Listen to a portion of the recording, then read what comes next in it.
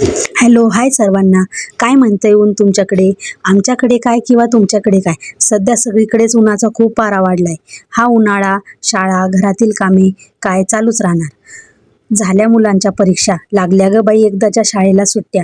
यावर्षी मुलांना शाळेला सुट्ट्या जरा उशिराच लागल्या हो ना. आर्यनच्या शाळेला सुट्ट्या लागून 4-5 दिवस झाले. उन्हाळा म्हणल्यावर भाजी पोळी खायला नकोच वाटतं या मुलांना. मुलांना काय, आपल्यासारख्या मोठ्यांनाही उन्हाळा असला तर चटक-पटक पदार्थ तर खावेच वाटतात. म्हणून नाश्त्याला डोसा व इडली बनवली. खोबऱ्याची शेंगदाण्याची चटणीही बनवली. प्रत्येकाच्या घरी सध्या उन्हामुळे काही नवीन नवीन पदार्थ तयार करणं चालूच असेल हो ना.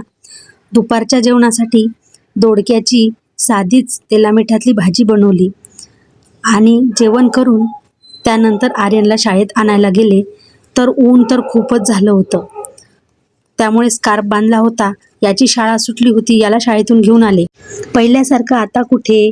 आपण सुट्ट्या लागल्या की लगेचच मामाच्या गावाला जायचो. सगळे बहीण भाऊ एकत्र येऊन मामाच्या घरी धमाल मस्ती करायचो.